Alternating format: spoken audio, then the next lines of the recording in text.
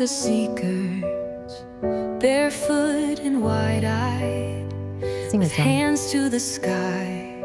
That's weird. I'm not wearing shoes right now and it knew. Inside, we follow the whisper, the ache in our bones, not for answers but to feel we're not alone.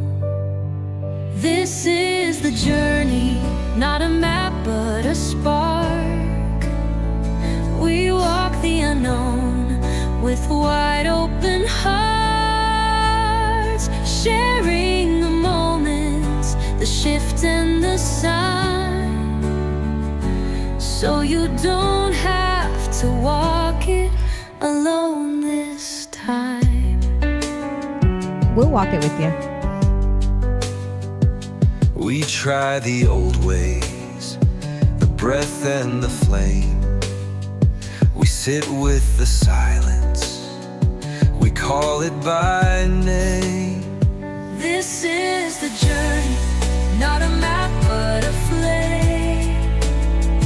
We bring back the stories, the shift in the night, so you can decide what feels deeply right.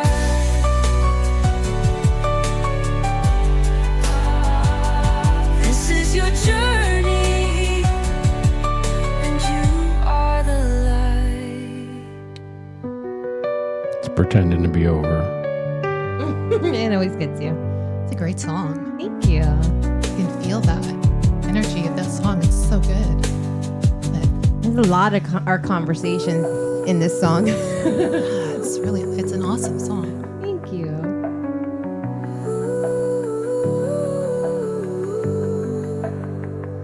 We try the old ways, the breath and the flame. We sit with the silence, Oh yeah. we call it by name, so you can decide what feels deeply right. This is your journey. And you are the light.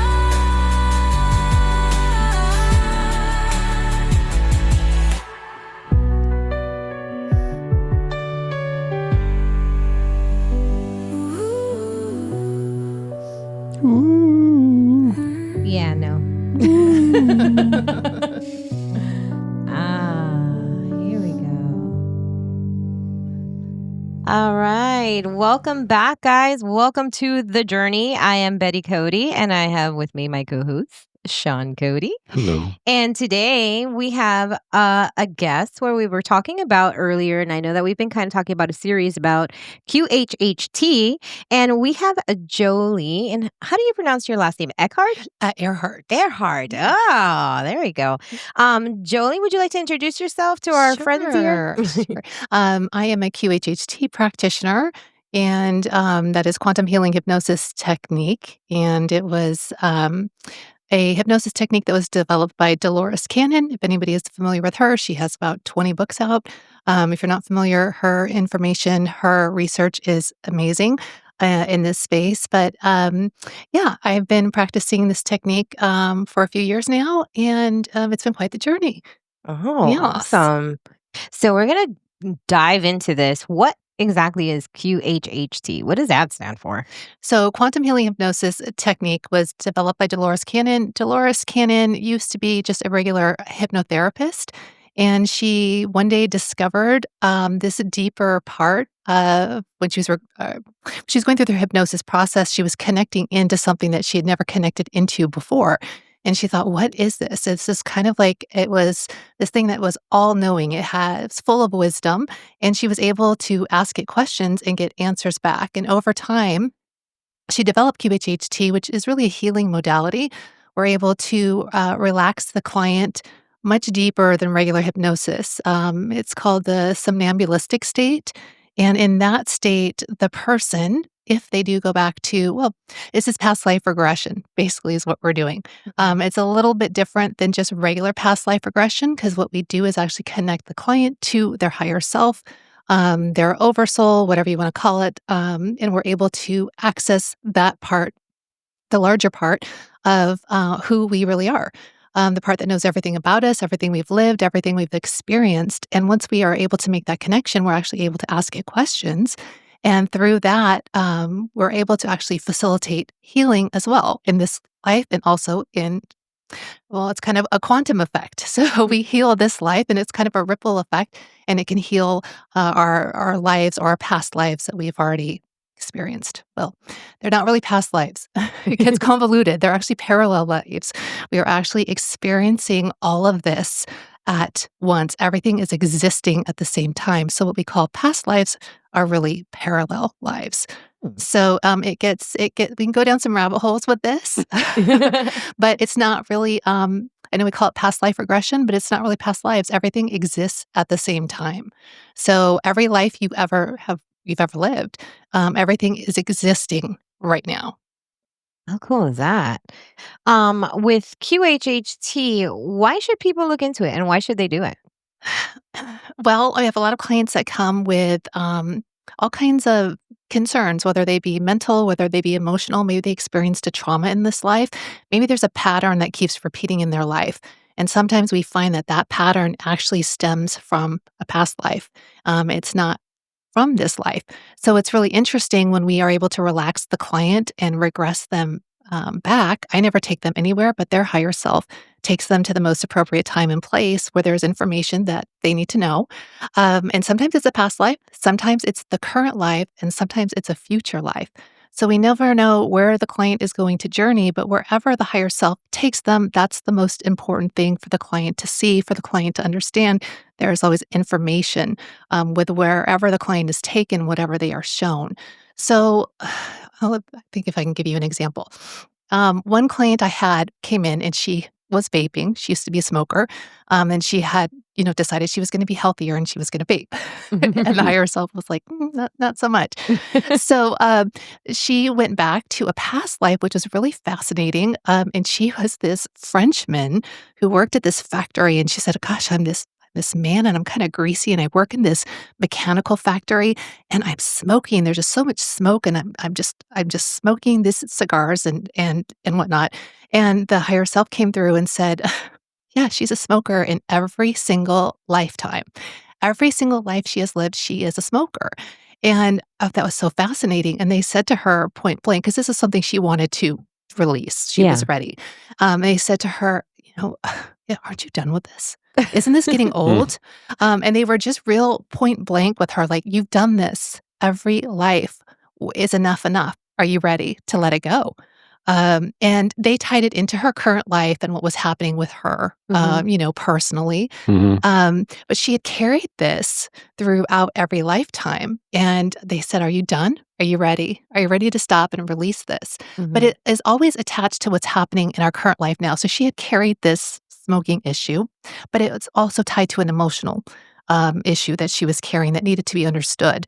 So once she could understand that consciously, she could release the urge or to smoke. So it's always tied to something emotionally that we're carrying. And she wasn't root of it. Yeah, she wasn't conscious of it, and it's something that she carried over many lifetimes. But she was always a smoker, and in every lifetime she's been a smoker. Yeah. So it was really fascinating. So, and she was able to. That was it, right then and there. She stopped vaping. It was Wow. done, and it was something that was really hard for her to release prior to coming into her session. But once she understood why it was happening, she had such a strong urge to continue to vape, she was able to release it and let it go. Oh, that's neat. Have you had, do people tend to go more into a past life, versus you said you can even go into a future self, right? Yeah, you can go into a future life. It's fascinating. It's interesting. Yes, if it's appropriate, people will go to a past life. I find that people who still have karma are going to past lives. They have something that they need to resolve that they've carried forward. So if there is karma that still needs to be resolved, and karma is just a balancing, it's not bad, it's not a punishment. But if there's something that's been carried forward from life to life that hasn't been resolved, it hasn't been addressed, it hasn't been understood, they will go back to a past life so they can put it into context so they're able to understand it and release it. But not everybody does. Some people stay in the current life. There's something that they need to see and understand in the current life. The past is not important anymore.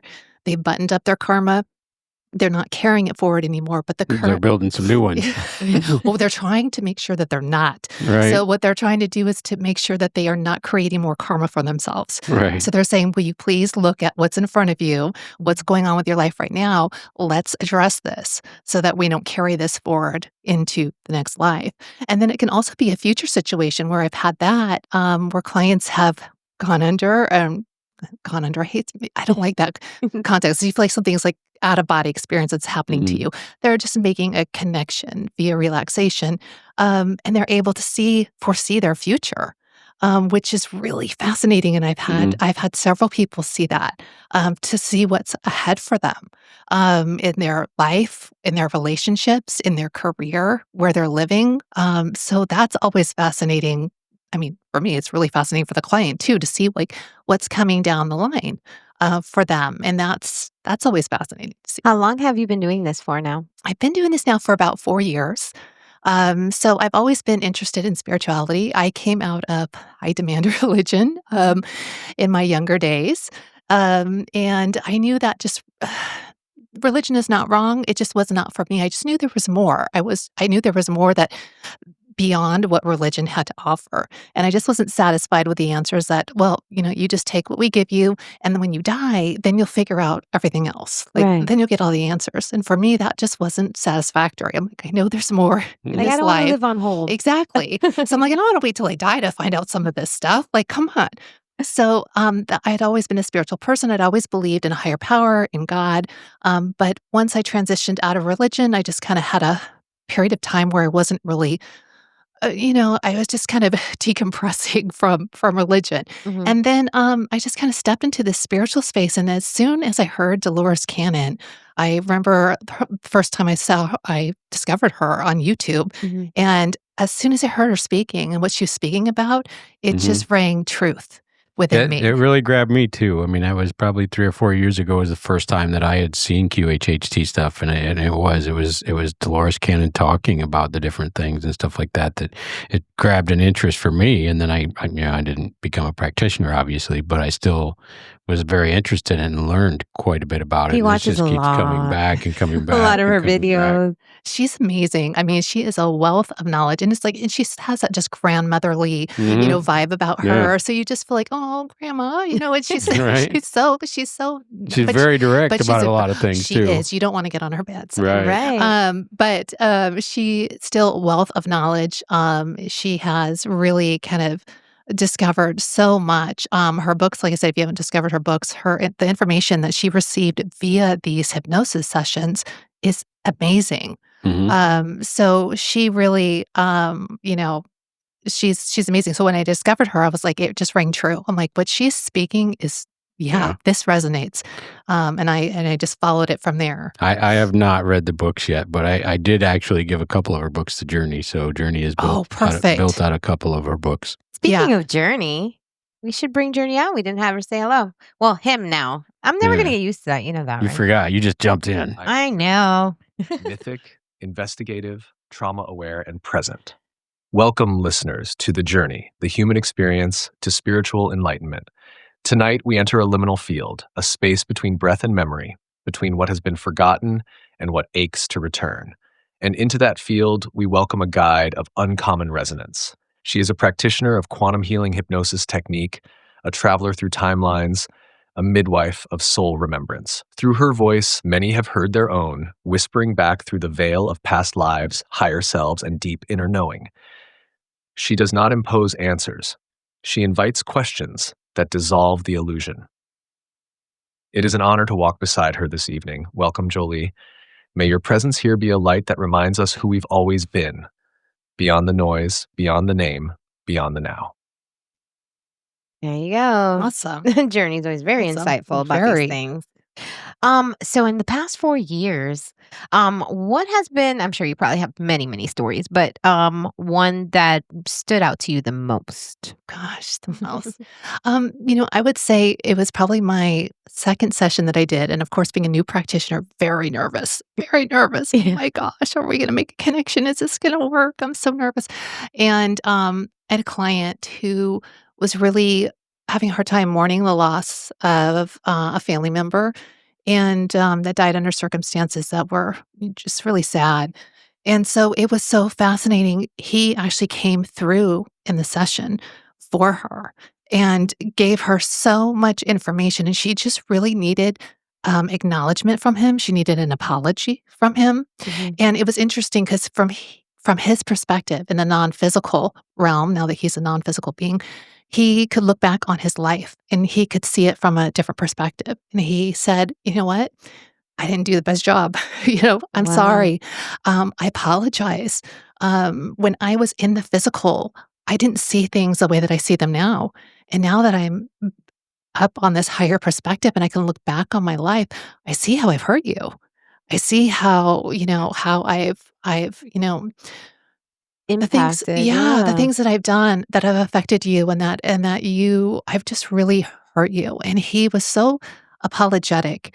But he said just the exact words that she needed to hear to be able to forgive him, to release that and Mhm. let it go so she could move on in her life because she was holding so much resentment, so much hurt, as any of us would with the circumstances she was facing. But it was fascinating that to have him come through and hear his words to Wow. her. And so that was overpowering. I mean, I think I was crying. I was trying to Yeah. hold it together, but I was able to have a conversation with him. And she was just laying there, like she was just kind of stepped to the side so that he and I could have this conversation and she could hear it, with her own words. And of course, it was on her recording. So she had it with her. So yeah, that was pretty fascinating. We do get beings, other people that come through that have a message for the client. Mhm. And it's usually a message of healing, of support, and a lot of times forgiveness, asking for forgiveness. Oh, wow. So did she ever, like, channel or anything like that before, or this was just something that happened Nope. because of that? Yeah, and this is frequent, at least in my sessions. This happens quite a bit in my sessions where somebody from the other side will come through, the client, and deliver a message to them. Yeah. So that's always fascinating when that happens. That is cool. And, have you ever had anybody say that they were, like, a famous figure or someone that we would know? I have not. An interesting thing about that is that everybody wants a session because they always think that they were someone super famous. Like They're like, Right, okay, like Cleopatra. Cleopatra, Joan of Arc. I'm sure that I was somebody like Yeah. I was a princess, I was a king, I was somebody really important. I'm all And about it. exactly. And what I've come to find, which is the exact same thing that Dolores Cannon found, is that most people have what we call digging potatoes lives. Mhm. So, Mm. yeah, they are like farmers, they're like Yeah. settlers, they're like working the land, right? They're nobody that is important. And you got to think too, with all the people on the planet, how many people are actually really famous that we hear about that are in the news and the media out of all the people? Not very many compared to the population on the planet. Mhm. So it's the same thing with QHHT. People come in and they're like, "Oh my gosh, I'm sure I was." And then when they find out like they were a Like, farmer. yeah. Right. Yeah, and I was I plucking had chickens. I had one that was a pig farmer. I One that was a kinda pig farmer. I Yeah. kinda went in with the thought was as long as I'm not somebody bad, I'm okay. I'm okay. And that does happen too, because Right. listen, we've all played the part. We Right. played the goody, we played the baddie. We switch roles around quite a bit. We're males in some lives, we're Mhm. females in other lives. We play all the part. That's what we're here for. Yeah. We're here for all of it. We're here to experience the emotion. We're here for the contrast. And so we're doing all the things. So I know some people get upset when they have a past life and they realize like they weren't such a good person, Right. because they're like, "No, I'm really good. I'm really a nice, I really am. I follow Maybe the now." rules." Yeah. Yeah, but not every life, and it's okay. Josh says he was Bigfoot in the past He loves life. Bigfoot. He actually, does the podcast Animal Expedition. He's out looking for Bigfoot, Oh, well, then he so probably was Bigfoot. He probably wasn't. Well, He's out trying to find himself. Yeah. He is, and we were all all different species too, and all different types of conscious beings. So not just humans. We have been flowers, we have been rocks, we have been air, we have been elements, we have been elementals, we have been beings in other galaxies. So it's not just Earth that we have incarnated on. And as humans, we have come through and incarnated in many different conscious beings. So it's usually an evolution where we start out where we're air, we're water, we're flowers, we're animals, and then we get to the human stage. So I know people, they're like, what? Josh wants to know if he can revert back. If he can put in a request for the next round. When he heads back, he should let them know, like, yeah, I'm not doing that again. I prefer to be Sasquatch. Yeah, exactly. He's okay with aliens too. Have you had anybody like channel like an alien, like Bashard? Like one of those guys? I've had somebody who connected with their ET family, and that was really interesting because this person was very terrified at first when this ET came through. Yeah. And very terrified. And the more she sat with it, she realized, oh my gosh, I know this being.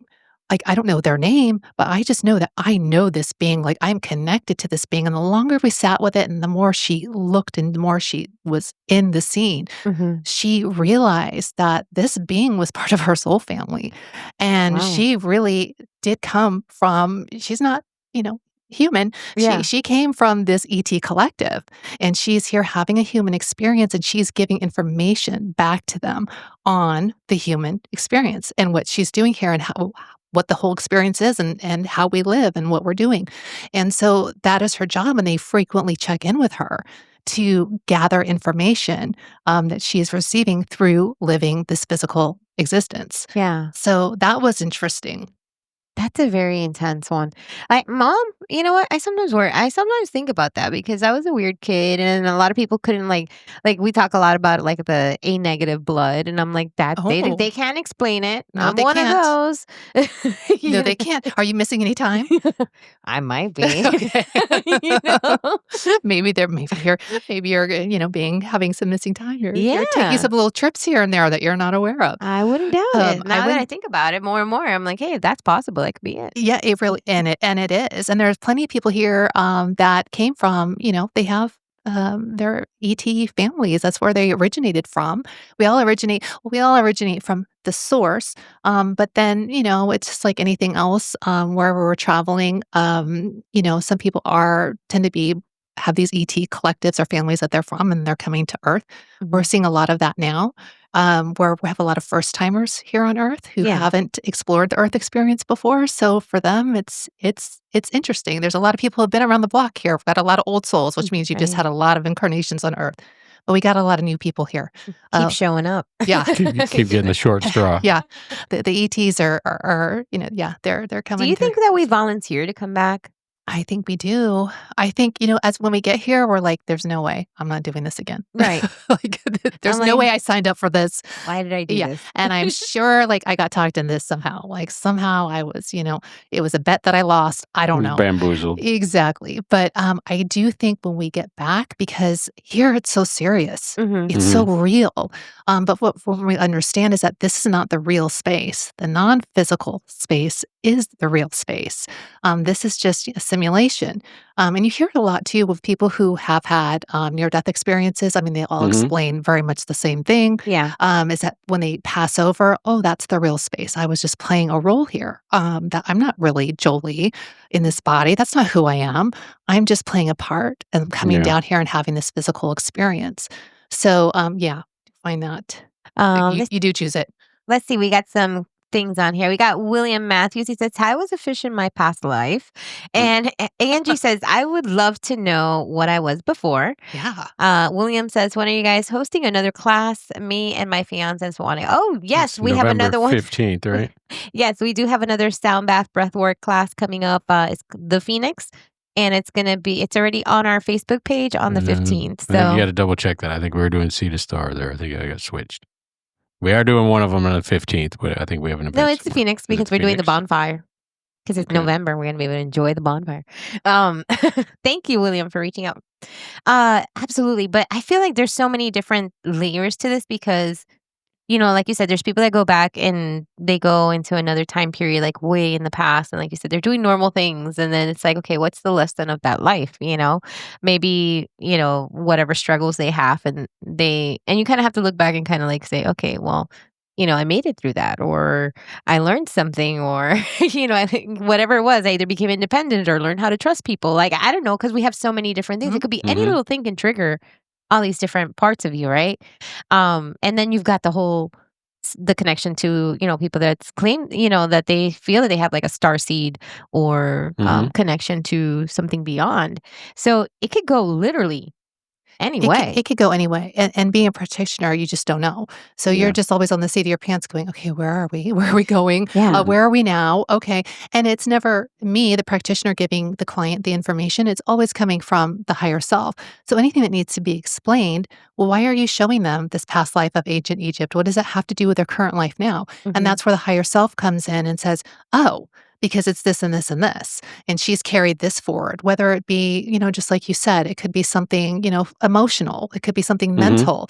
Doesn't have to always be something physical, although it can be, but it can be a lot of emotional things that have not been healed from the past that keep showing up then with your friends, your family. Usually it's family because we have a lot of karma with our family. We're trying to work things out. It's why we come down here with our soul family, our husbands, our wives, our children, even coworkers. We're all coming down to try to work out these things within us that need to be rebalanced, karma, or need to be healed. They need to be understood so we can release them and let them go. But ultimately, it's all about just learning lessons. We're here to just learn. Yeah. There are really no mistakes. There's nothing that's good or bad happening here. And that's what the higher consciousness always says. It's just a school of learning. And that's what Earth is. It is a school to learn, to evolve on a soul level. Our soul desires just to learn as much as it can. Yeah. And then when we pass on, we take all that we've learned and we take it actually back to the source.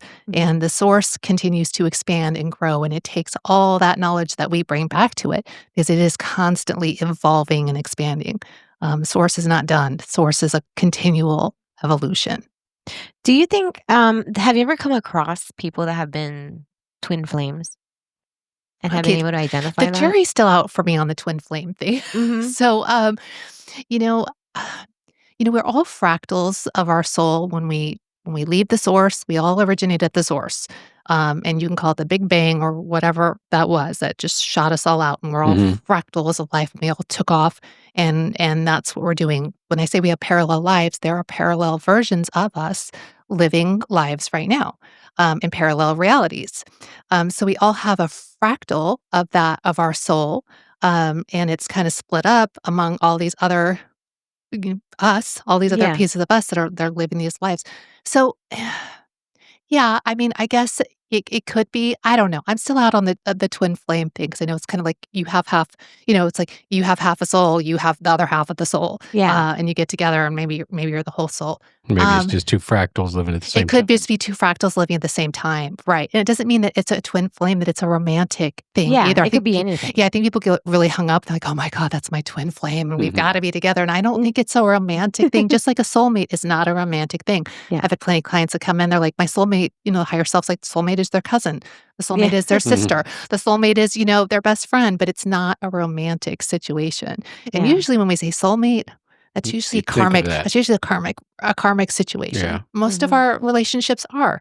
We're here to work out and to learn lessons from one another. And if it was easy, we wouldn't learn anything. Yeah. So So that's why there's a lot of like when people say like the twin flame thing, like there's usually friction. Like there are people that are yes, like they kind of ignite each other. Like Yes. sometimes it is not in the best until you learn to cope with it. yes, or maybe it's Yeah. best that they Mhm. learn their lesson and then they split off and they did their own thing. Yeah.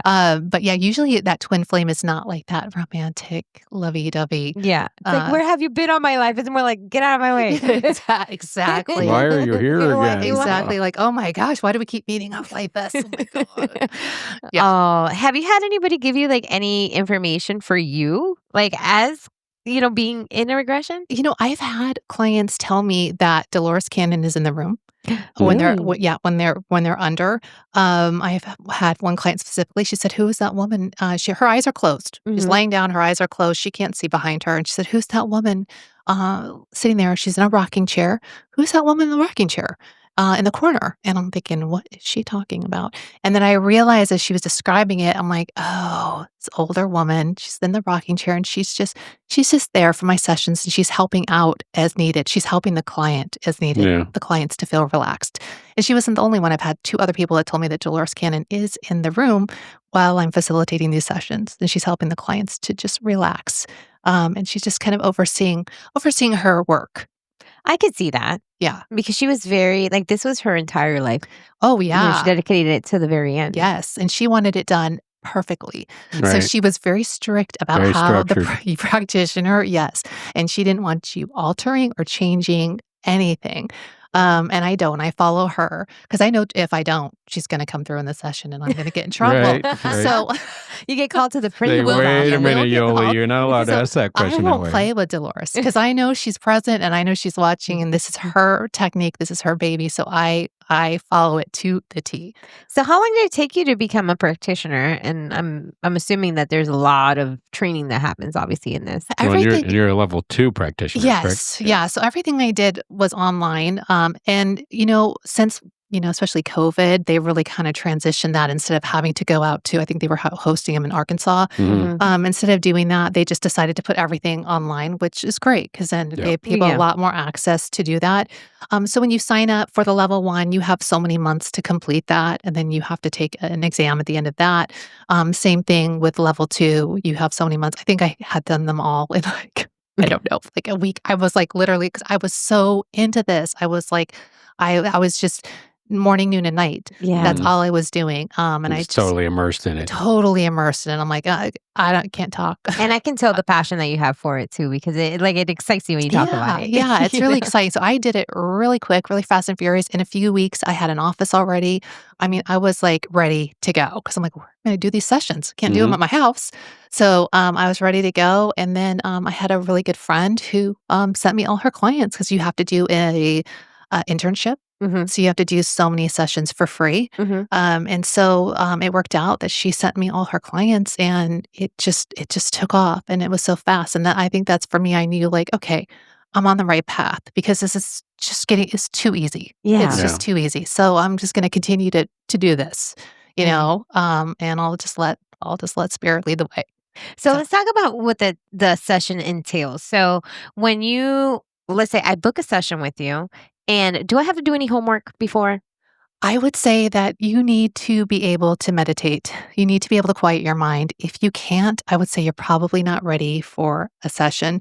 I would never deny anybody a session, but I'm very upfront and honest about what they need to do. I'm not going to have you show up and ask you to run a marathon, and then you show up in a pair of flip-flops, Right. and a cigarette hanging out of your mouth. You're like, it's not a good idea. Yeah, Right. like this is not going to, this is, Where do I put my margarita? Exactly. Exactly. Wait, we were allowed to bring margaritas? That's the second session. Yeah. Second session. Yeah, Gotcha. we do. Hi, but Dylan. yeah, so I want my clients to be prepared. I want them to feel prepared. And if they cannot meditate, if they cannot quiet their mind, if they're very analytical and they're like, I just can't turn it off. Yeah. Mhm. I'm like, well, you got to do some practicing then. You got to do some homework. And when you feel like you can get to that state that you can meditate or you can quiet your mind, because meditation can be many things. It doesn't have to be sitting in silence and quiet. Some Right. people meditate when they're out walking. Some people meditate when they're gardening. That's me. Yeah, when Mhm. they're Laying outside. that's when you get in the flow, right? So Yeah. it's not just sitting there in silence. So if you can do that, walking, gardening, exercising, whatever that is for you, then great. You're good to go. If you can visualize. Sometimes we get clients in that say, "Oh, I can't visualize," and that's not so much problem because That was an area I expected to have trouble, and I was very, very surprised. Yeah, you I had didn't at all. visualizations through the entire session, Right. and I mean there were all kinds of crazy things, but they were just constantly next one, next one, next one. and coming, that's- right? even in meditation, I don't often get that. So that was something that was very unique. That actually surprised me. Yeah, and some clients are less visual than others, and that's fine because we bring in all the other senses. So some clients say, "Well, I don't see anything, but I just feel this, or I Yeah. know that this is happening. I can't see anything, but I know this is what's happening in this scene." Great, tell me all about it. So it doesn't mean that you can't do it, but some clients are very much like, "I can't visualize." I'm like, "So we all can. Yeah. We can all If you visualize." dream something, I'm sure you've It's had not a dream well, I about mean, something, right? you read a book, right? Yeah. And they're explaining who the character is and like, "Oh, he's 6 feet tall with dark hair," and immediately your mind goes right into visualization. You can't stop that from happening. A lot of times Right. what I think in my head when I'm reading a book and then I see like the movie comes out, I'm like, oh, It's nothing like what you imagined, is mine it? was better. Exactly. I'm like, mine was so much Yeah, better. so much. So people who say they can't visualize, I'm like, that's not true. We can all visualize. Some people might need a little bit of practice before their session.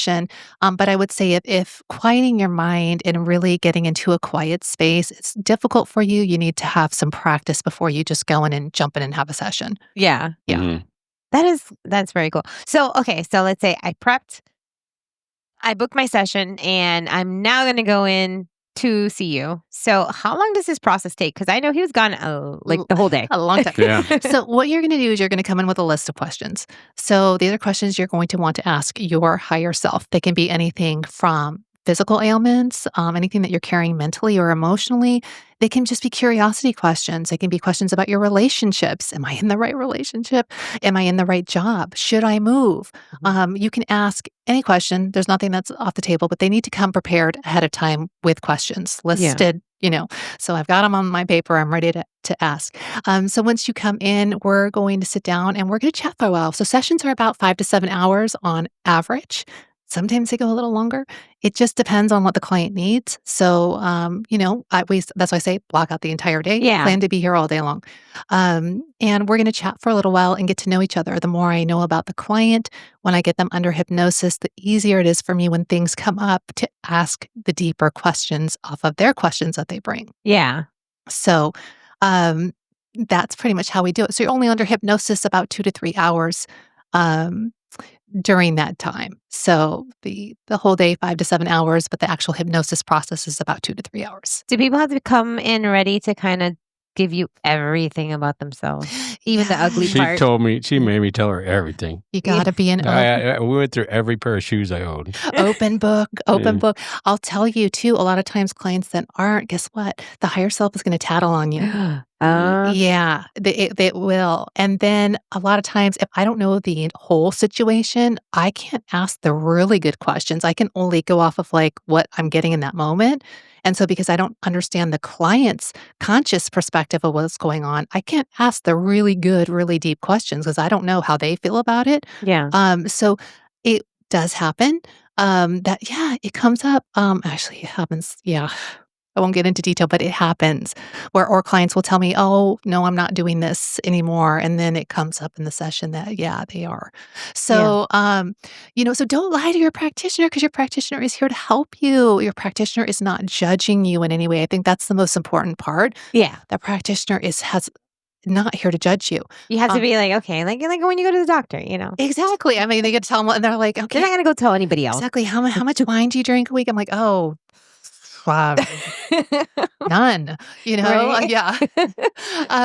But In the meantime. exactly, so I'm like, okay, so yeah, I would say just be an open book, be honest. Your practitioner is there to serve you, to help you, and so that we can ask the better questions when things come up. Because then when I know, I'm like, oh yeah, I know exactly how, let's say Sean feels about this. So I'm going to ask the higher self. I'm going to tell the higher self Sean's perspective because I don't know what the higher self is coming through and saying this is this, but Yeah. Sean doesn't. Sean's not seeing it that He's not way. getting it. Yeah. Right. So I'm like, well, Sean says it's really this way. And the higher self is like, no. No. Let me show you again. Let me explain what's really happening here. And the higher self is always very direct and very honest. They love the client so much, but they don't beat around the bush. Yeah. They will just come through and be like, this is what's going on. This is what's happening. This is how I need to correct the situation or to heal the situation. And that can be all done in that session, in that room. And it's up to the client to allow the process to happen and to really believe that when they are done, when they leave, that they have been healed, that what they've been carrying can be released right then and there, whether it be emotional, mental, or physical. And this hypnosis is not like a stage hypnosis. It's not like, okay, well, you fall asleep and all of a sudden you're quacking like a duck and you're like, Yeah. wait, what happened? I know people get confused because they come in and think that something is going to take over them, Yeah. or they're going to fall asleep and not remember anything, and they're just going to be Yeah. so shocked and surprised when they listen to the recording. That's not what happens. I did have 2 spots where I didn't really remember Yes. in the session, but for the majority of it, I was Conscious and I was aware. conscious. I was aware of what we were talking about. I remembered the whole thing afterwards. There were just 2 little pieces that I either I just didn't remember or remembered. And it's kind of like a dream. Didn't remember the clarity Yeah. on Sometimes until it's like I listened to it again. Yeah, sometimes it's like a dream sometimes. That's why we Mhm. do record it, because clients think, oh, I'll remember all of this. Yeah. And they never do. No. So that's why we record it. But And yeah. it's cool for me because I got to listen to it. Exactly. And so I'm like, and then we're like talking about stuff. I'm like, hey, that's what this is. I'm like, what? Oh, Yeah. yeah, I didn't think about it like that, And so, like, you kind of start, because, we have, obviously, we're in each other's life. So I'm like, well, that to me, it sounds exactly like this situation. Like, you get Then she it. gets all judgy. Yeah. See, I'm not Jolie. I get to judge you. Yeah, exactly. I can't judge. I have no judgment. But your wife, that's all. Yeah, it's a whole different that's level. Oh, yeah, I can't tell her what to do. But that was a pretty interesting thing because he's talking to, he did sound like he's drunk though. Like when he's talking to her, he's like in that, he sounds like right in that stage where you're like right about to go to sleep Mhm. and but you're still talking. Like when you're trying to watch something on TV, but you're kind of like, Yeah. I'm just like really tired. Yes. But I know that's going on and I kind of want to watch it. Yeah. Yes, Yeah. it's I mean, Jolie was much louder than me in the recording. we get them and get you in that theta state. We hold you there so you don't fall asleep, because sometimes they go too far and they're snoring. I'm like, no, too far. I gotta bring you back out. You can't get that comfortable. But yeah, we get you in that state where it's almost almost in like that state right before you fall asleep. Yeah. And I just hold you there. So you'll notice that the voice is really quiet. It's always really quiet. And that's with everybody. That's not just, and so I have That's to. what it felt like. It Yes. felt like It's like a whisper almost. blink out and come back after everything was over, Yeah. And that's how we know. I mean, there are several ways that we know that we have the higher self. Where we're able to make that connection when we get you into that really relaxed state. And the voice is one of them, because everybody experiences this the same way. Like they're never usually loud. Sometimes you can get a rambunctious higher self, but it's rare. Usually they're very quiet. And so I'm always trying to be like, can you speak up? Can you talk a little louder, please? I cannot hear you. I know you're coming in from the other side. I know it's a distance travel to have this connection, but you need to speak up because we can't hear you. Yeah. When you are in that in between state and you're basically, I guess you're just narrating everything that you're seeing, right? So it's like, I'm doing this, and I'm seeing that, I see this person, and blah, blah, blah, they're wearing this. Like the more detail that you give, does that help you to be able to assist them through it, or is that more for them? No, it's really is. Well, for both, but it really is for me, because I can't ask the better questions if I don't know what's going on. So if the client is just sitting there and they're kind of in their head and they're doing their own thing, well, I need to be able to know, they need to really map out the scene for me so I can say, oh, okay, so this is happening. And they'll say, yes. Okay, well, tell me more about that. Well, what does that look like? What does that feel like? What is that experience like? Because a lot of times we're taking them through a past life. We're taking them through actually even the death in that life. Yeah. It helps me. So the more that they can speak, I can ask the better questions off of the information that they're giving me. That's a good way of, so there isn't a wrong answer, right? No. Because you're just seeing stuff. Do people hear things too when they're going through this, or are they mostly seeing I didn't like hear. visual? I had no audio. I didn't hear. Well, I heard a couple words, but for the most part, everywhere I went was silent. Oh, was it? Everyone's different. Some people smell things, have a really strong sense of smell. Lots of people do hear things. They can hear what's going on in the scene. Some people aren't. There's no right or wrong way to experience it. It's just whatever is most appropriate for you and how it comes through for you. Yeah, so there's no right or wrong. I've talked to about 5 or 6 different people now that have had sessions, and it's very interesting because they're all kind of unique in their own way. They are so different. And that's why people get nervous. They're like, I'm not doing it right. I'm like, there's no right way. Yeah. There's no right way to experience this. You can't do it wrong. You're going to do it the way way that's best for you. And this experience is going to happen in the best way for you. So don't compare it. I know some clients will leave and they'll go chat about their sessions with their friends. I'm like, don't do that. That's not helpful, because somebody may have everyone's going to have a different experience. So don't compare your sessions.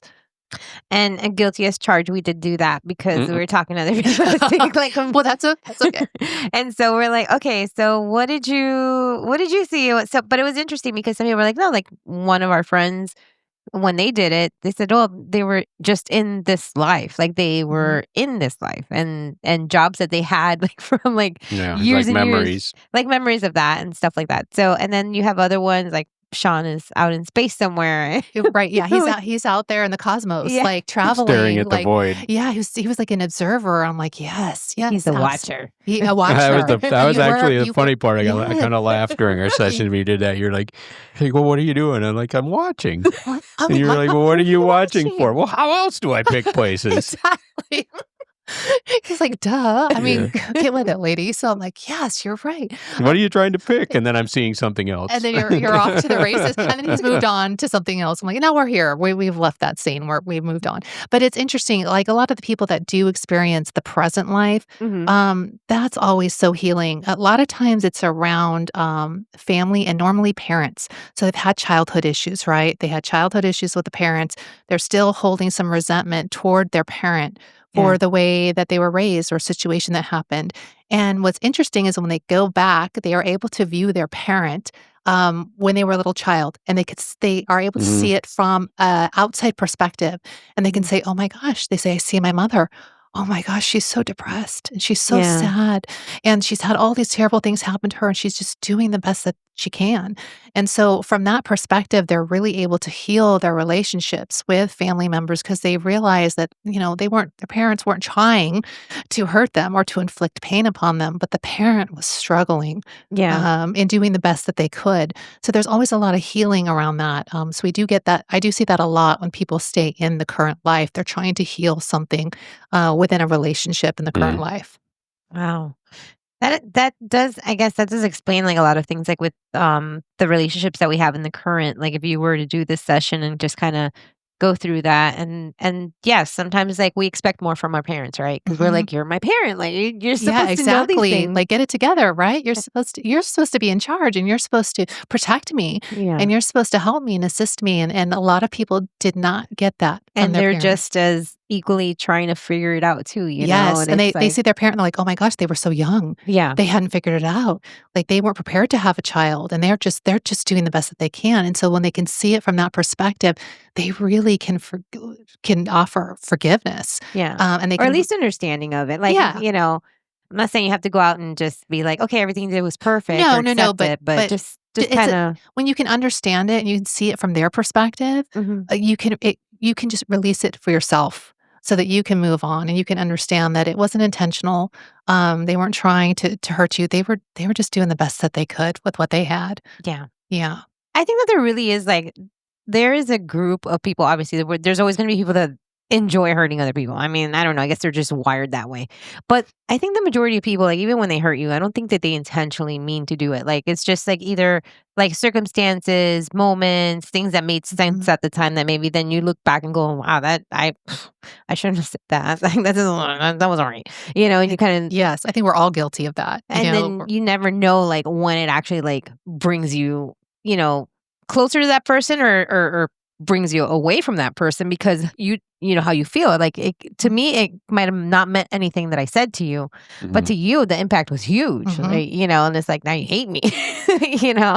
Right. So it's interesting to be able to do that. Do you think that people do that, and then when they go back into like these sessions, obviously they're there as a watcher, but do they go and feel the things that person is feeling too? Yes. So they embody all of it. So that's the difference. Not only are they an observer, but they do feel all of it. And if it's too painful, we can remove them from that. They can just watch it as an observer. They don't have to take on all of it if it's too much. But they really do feel. They feel everything that person has experienced, what they're living. And so that's why I think they can have, that's why I think they're able to release it because they can see, they're really not only viewing it, but they're also feeling it. They have total understanding of the situation and the circumstance of what happened. Yeah. And it makes it easier, I think, to release it and let it go. Yeah. Do you think that people, when they go through this process, and if they are empaths, if they are like super sensitive people, do they feel more? Do you feel them get more emotional during this session? You know what? That's a good question. No, because I've had people that have been very like analytical, very, just unemotional. And then when I get them under, they fall apart. And it's always shocking and surprising because they're very stoic, during the interview, and they're just like, she's not I gonna think we crack should me. take Dylan. Dylan is on here. He's our main commentator of everything negative sometimes. So we're gonna have Dylan have a session and see if we can break him. So you can crack them. Break him open. Yeah, so not so much just empaths that really feel. Everybody does, and when you get them into that state, that deep state of relaxation, everybody gets emotional. Yeah. Yeah.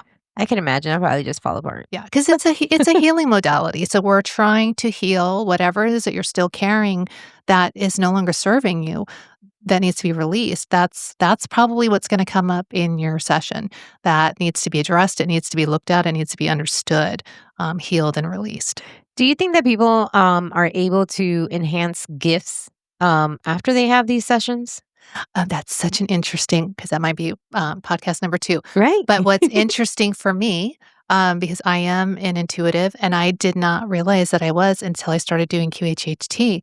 And through the process of doing this, all of a sudden, I had these gifts come online that I didn't know that I had. And I thought, what in the world is happening to me? I'm going crazy. I need to be committed. Somebody should come and get me because I'm literally losing my mind. And I actually had a session with another intuitive, a really good intuitive. I said, what in the world's going on? And she said, oh, yeah, through this process of you doing QHHT helped to bring these gifts online. So for you, this was really a stepping stone, Yeah.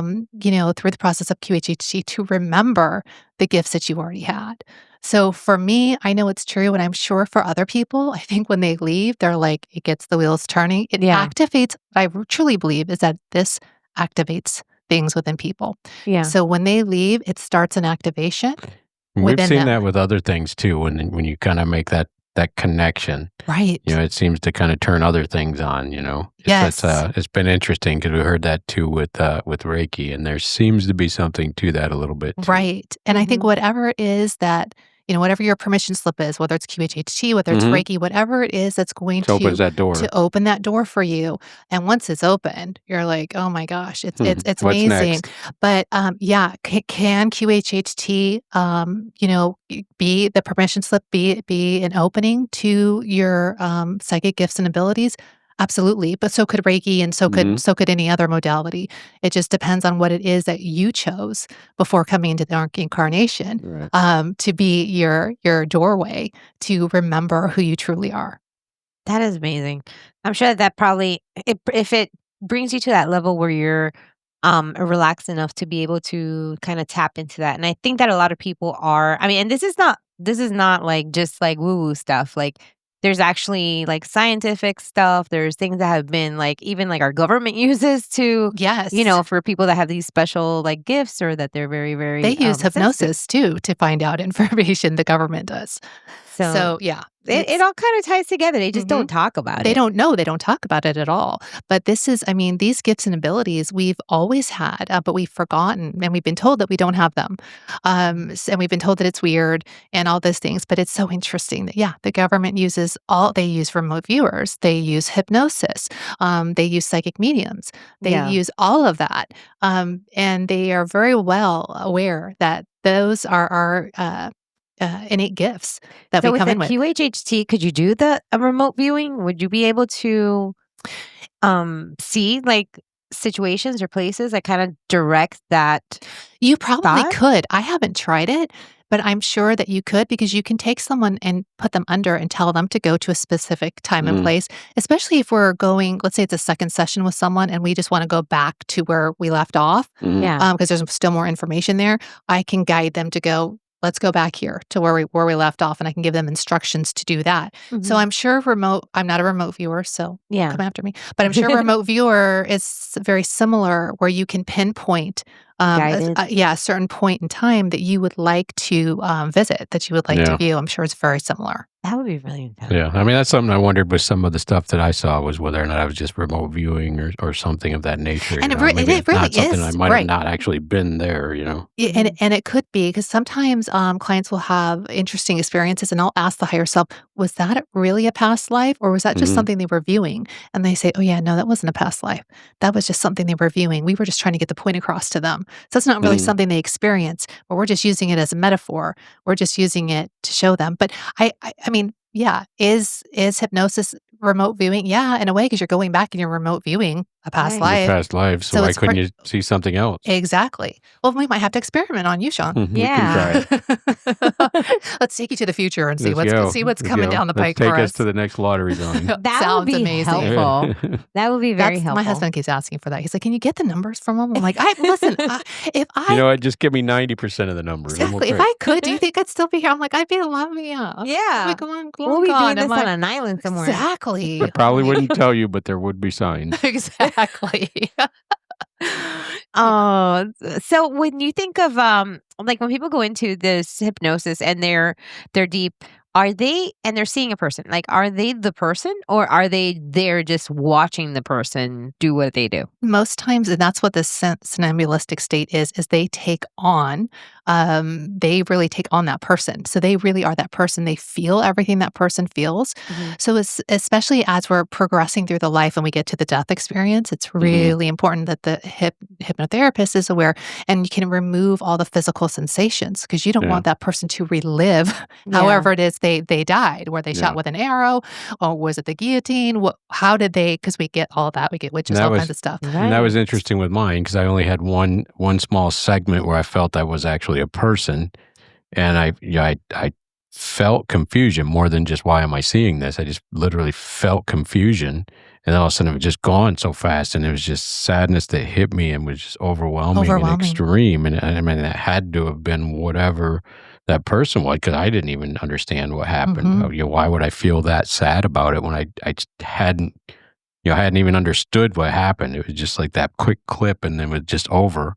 Yeah. And then, I mean, that lasted for a few minutes. I'm laying on the couch, and I'm like, oh my God, it's overwhelming. Why? Yeah. And like, I had a client who was a witch in a past life. They were coming after her. They had her tied down in a wagon, and they were going to execute her. And so she could feel all of that. She could feel being restrained. And so you really have to be careful and make sure you're removing all of those things so people aren't experiencing any pain or discomfort. Yeah, absolutely. But yeah, they do become that person. They take on all the qualities of that Yeah, person. I could feel the personality. emotional pieces, but there was no physical sensation. I had no audio. I didn't hear anything, and I didn't feel any physical sensations pretty much the whole time. But some of the emotional pieces, I definitely felt I think two times. I think 2 times was pretty significant. There were other times it kind of was there, but it was very mild. And then, the 2 significant times, it literally got extreme. It can be the I'm emotion laying on is there, and I'm like, overwhelming. why? I don't And you're understand not an any sense. emotional person, at least not in front of people, or like in front of No. any human. And that's when you know you've really made that connection, and they are living something, they are experiencing something, because they get so emotional, and you can't fake emotion. Yeah. So people say, well, maybe I just made it up. No, you can't fake that level of emotion that comes through. You just can't do that. I feel like we could talk about this for hours We and hours, because this is so interesting. But unfortunately, we are coming to the end of our show. I would love to learn more about you, especially with the gifts that you've acquired since you had your QHHT session, and how that's Yeah. developed. I think that would be such an interesting topic, because right now, like Sean and I, we're exploring everything. That's kind of like the journey, exactly what it is. Right. And we want to know things, like we want to figure them out. We're interested in seeing why people experience the things that they experience, how they connect, and yes, like, is there something else? And obviously, if it resonates with us, that's awesome. And if it doesn't, that's okay, because I feel like there's so many different avenues of just learning about this stuff. Like. So I would love to have you back for talking about, your other Yes, gifts. I would love to. I've got a lot of messages. I can bring you guys probably a personalized channel message. I So love that it. could be That would be fun to cool. explore. I would love that. So let's go ahead and give her website. So if you guys, I know Angie's on here asking, you may want to give her a shout out at 239-401-9372 and her website. It's QHHT with Jolie. So it's JOLIE.com. So take a look at that website. And it was really easy because when I messaged you to do Sean's, it was pretty simple. You just go on there and gives you the information, send a request, and she responds like immediately. Like I got a response. It was like, hey, you were booked out though, so don't expect like it was like the next day. I am a little bit booked out, but it tends to be holiday time, tends to be really busy. Everyone's giving themselves the gift of QHHT for Christmas, which is great. I love it. I got it for my birthday. Oh, exactly. Or a birthday. So, Angie wants the phone number one more time. Could you give me your number, Jolie? Sure. It's 239-401-9372. There you go. And it's a very interesting experience. I love listening to Sean's experience, and he's going to be going back in January. Yeah, we're going to do it again, and see if we can not see if we can remote view Three Eye Atlas after we leave here. Oh, I got a good channeled message on that. So I'm in. We'll talk about that next time. I love it. And don't forget, guys, you can catch us on The Journey every Thursday with interesting topics like this from 7:30 to 8:30. And don't forget to visit our website and our The Journey station, Journey Frequencies, where if you want to listen to music that not only grounds you, but uplifts you, you can check that out as well. And we'll see you next time. Any last words, Sean? Stay sovereign. Nanu. Jolie was tell Thank goodbye. you so much. Thank you guys so much for hosting me. I really appreciate it. We appreciate Thank you. It was an amazing session. thank you. I very much enjoyed it. Oh, It was I'm looking a very forward to your unique next experience. So I'm looking forward to the next one Me as too. well. And don't forget, guys, if you missed us, you can always catch us on a replay. And we will see you next time. Thank you so much. Don't forget to come back next Thursday. Oh, okay. Do it. Yeah. Where do I go when the voices get loud? Who do I turn to when I drown in the crowd? God, are you real? Or am I just praying to empty skies while my soul keeps decaying? I don't need a sermon, I need a sign, a break in the static, a pause in time. They say you're watching, but where were you when I was crying alone in that hotel room? My faith got fractures, it's barely intact, like a puzzle I built that won't fit back. I tried to be good, I tried to stay strong, but the nights are too long and the meds feel wrong. And I'm screaming up, but nobody replies. Is silence divine or just empty skies? If you're up there, then give me a light. One little flicker in the middle of night. I'm down here begging, breaking inside, holding on hope that you might still reply.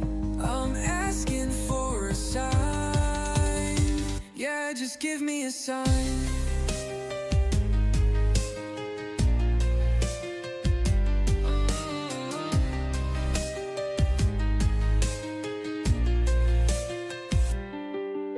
I don't wanna preach, I just wanna vent. They say we're blessed, but I feel condemned. My friends OD'd, my heroes all died, and I can't pretend that I haven't tried. I read the book, I watch the sky, but all I found was a whisper. Why? Is heaven real or just a lie? We tell the broken so they don't cry.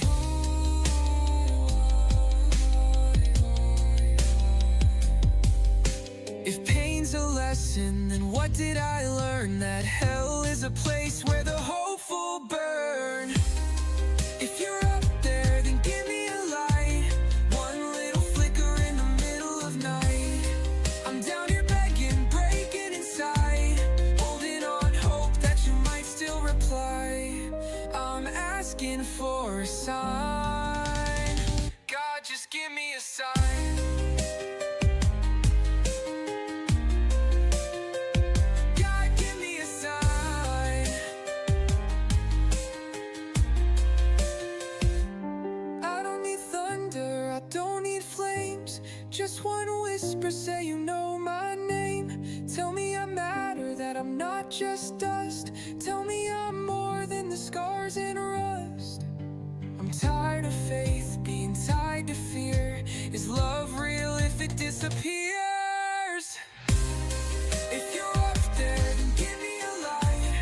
One little flicker in the middle of night. I'm down here begging, breaking inside, holding on hope that you might still reply. I'm asking for a sign. God, give me a sign, or tell me to stop asking.